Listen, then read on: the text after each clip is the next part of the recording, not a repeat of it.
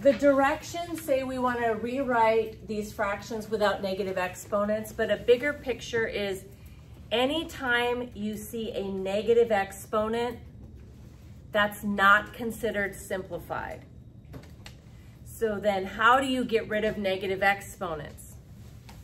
This little saying, cross the fraction bar line, so you could take something from the top and move it to the bottom, or the bottom and move it to the top. Cross the fraction bar line to change the sign on the exponent.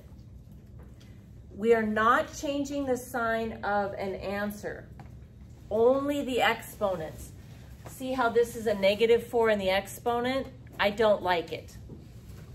A -3 in the exponent, I don't like it. A -2 in the exponent, I don't like it, and a -2 in the exponent, I don't like it.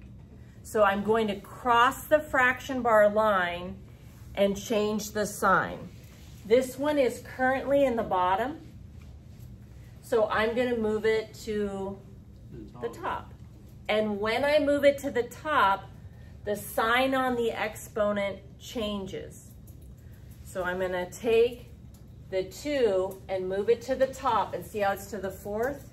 There's nothing left in the bottom when I move it. So then I've got 2 to the 4th. Now let's finish simplifying. So in purple here, I just have let's simplify. This is not 2 times 4. This is 2 times 2 times 2 times 2. 2 times 2 is 4. 4 times 2 is 8. 8 times 2 is 16, so this equals 16. Now some of you right here could start using that caret button we talked about and do 2 caret 4 and get 16, so you don't have to write 2 times 2 times 2 times 2. All right, so let's look at this one. I don't like the negative exponent, so I'm going to cross the line to change the sign. This is right now in the top, so I need to move this one to the bottom. So I'm going to move the 3 to the -3. I move the 3 to the bottom, and that -3 is now +3. And since I moved it to the bottom, what's in the top is the number 1.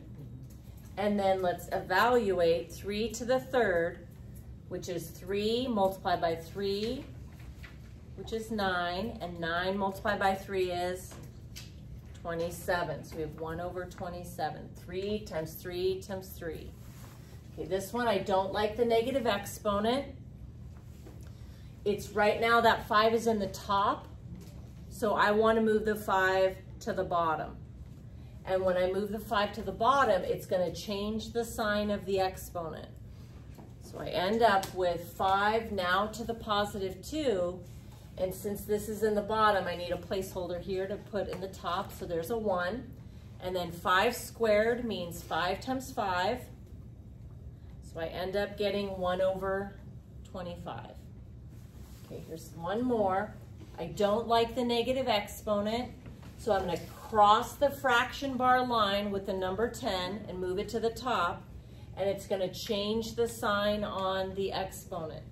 And if we move 10 to the top, there's not going to be anything in the bottom anymore. Okay, so moving this to the top, I have 10 now to the +2, and 10 squared means 10 multiplied by 10, and I end up with 100.